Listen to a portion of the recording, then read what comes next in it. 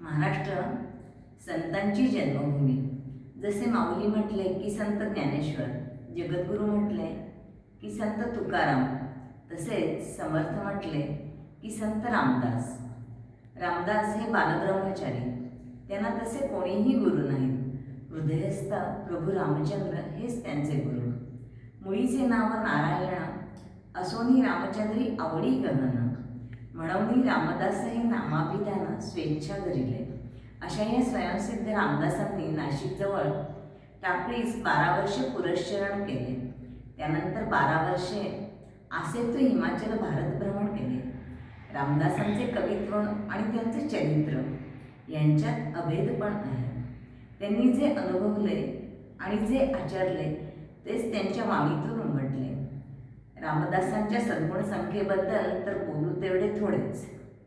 अमुक वक्तृत्व, अखंड सावधानता, चालना, निरंतर कष्ट, प्रयत्नांवर पराकाष्ठेची मदार, गायनाची आवड, एकांत प्रियता, निर्भय वृत्ती, कडकडीत वैराग्य, लोकांवर छाप पाडण्यासारखी मुद्रा, त्यागवृत्ती अशा अनेक गुणांचा परिपाक त्यांच्या ठायी दिसून येतो. रामदासांच्या अनेक रसाळ उत्कट भक्तिपूर्ण रचनांपैकी ही एक अशीच रचना. जो जो भजनी रंगला तो रामदास झाला. भजनी रंगला म्हणजे केवळ गायनच नव्हे तर संसारात राहूनही ईश्वरी कार्यात पूर्णपणे समर्पित होणे. असा जो समर्पित होतो तोच रामदासी. यातील मुख्य गाभा असा आहे की रामदास होण्यासाठी केवळ रामाच्या नावाचा जप न करता रामासारखेच त्यांच्यासारखेच निस्सीम भक्त व्हावे. अशी निस्सीम भक्ती जो करेल त्या भक्ताची ठाई राम व रामदास यांच्यातील भेदच नाहीसा होईल आणि तो भक्तही रामस्वरूपच दिसेल. इतकेच नव्हे तर सर्व प्राणीमात्राची ठाई रामच दिसू लागेल. असे हे अतिशय गोड भजन ऐकूया. जो जो भजनी रंगला तो रामदास झाला.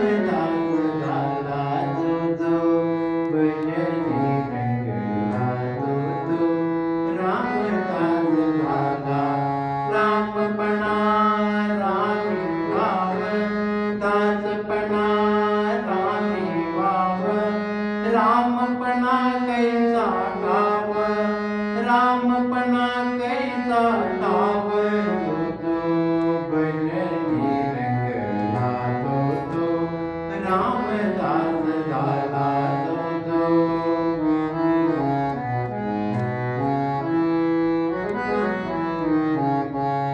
आदि करुणी देव सकल आहे आदि करुणी देव सकल आहे बंधीवाव. आदि करुणी देव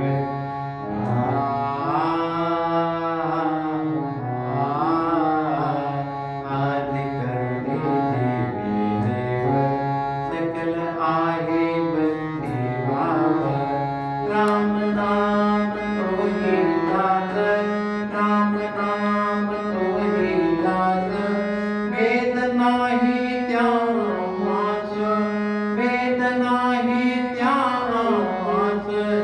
जो भजनी रंगला तो रामदास झाला.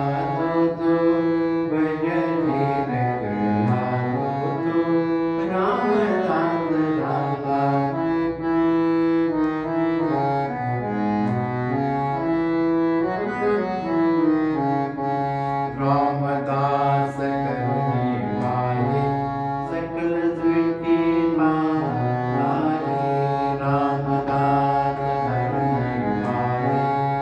सकल मंदिता